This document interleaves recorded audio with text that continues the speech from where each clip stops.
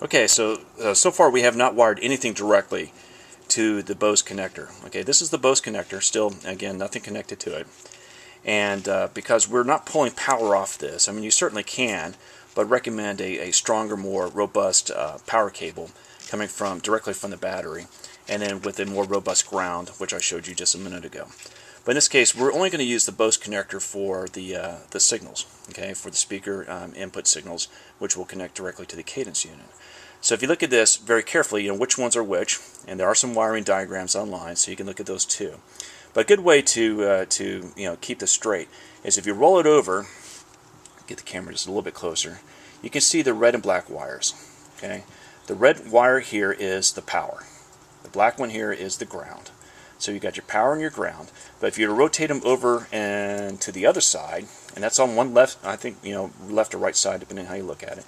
But if you were to go to the opposite end, you'll actually get there your inputs. Okay, in this case, it's both white and I think a black color on this one. Those will be the inputs that you connect into your Cadence unit. Okay, so remember, you want to go opposite side. This is power and ground. Flip it over to the other side, and you'll see on the mirror image of that the two wires that you want to connect, both positive and negative, for the speaker inputs. Okay, so now that we have identified where we need to connect the speaker inputs, I don't like to cut wires unless I absolutely need to. So what I've done in this case is that I've pulled these type of blade connectors here to go into those inputs into the Bose connector here. But where do you get these from? You can actually take any kind of harness connector, and I'm just showing you an example here. You buy them at Advanced Auto Place or wherever you want to get these things. And if you were to carefully tear this plastic cover off of it, you can actually pull those little blade connectors out, and then you can have your own little individual wire, and you can see they're already been kind of pre-threaded and pre-stripped, so that you just remove the coating and you can connect them in, which is exactly what I did to this one. Here, as you remember earlier from this harness, from the Cadence harness, I'm only using one set of speaker inputs, and then I took a blue and a white wire, okay, so they match, and topped them off, tied them together with a terminator cap, and on the end is the blade connector itself. So I got both blue and white, okay, and these will go directly into this this connector here for the Bose. And again, that's the only connection we'll make because we already have our power and our ground established from the battery, and the trigger on source is coming from that 12-volt source in the interior part of the console.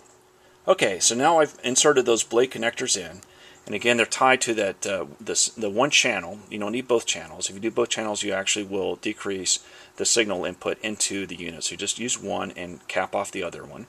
But both the blue and white wires have been connected into the speaker inputs for the Bose connector.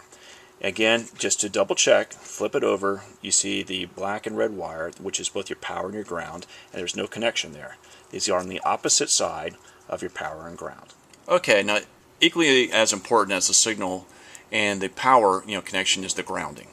Okay, so what I've done here, you can look if you look carefully, this is the ground cable that came from the 12-volt source from the center console. Okay, so I pulled both out. One is the trigger on source, already connected into the Cadence unit, and the other one is the ground. So what I did is I've tied this cable, this wire, with this grounding cable that came with the Bose kit, and this black center wire from the harness is an individual harness that came with the Cadence unit. Let's see if I can get that back into the camera. You see that there. Okay, that's the center black wire, all tied to one single grounding point. Okay, and you want to tie these things to one single ground wherever possible. This will avoid any kind of ground loop problems that you might have by having different grounding sources.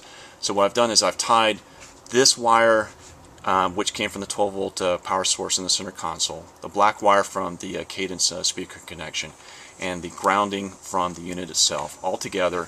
And then basically, if you look here on the unit, you can see that there's nice metal exposure, and I just drilled a nice little hole through there, tapped a screw in, tied all the cables, all the wires together, and then to keep them from coming apart or accidentally coming into contact with a live wire, I basically coated them with some lovely stuff.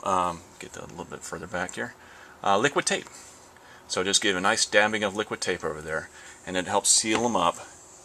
Got them all nice and connected, very well grounded. So even if you were to tug on it accidentally, it should not come out. Anyway, so tie your ground, and that should be it for all your wiring connections.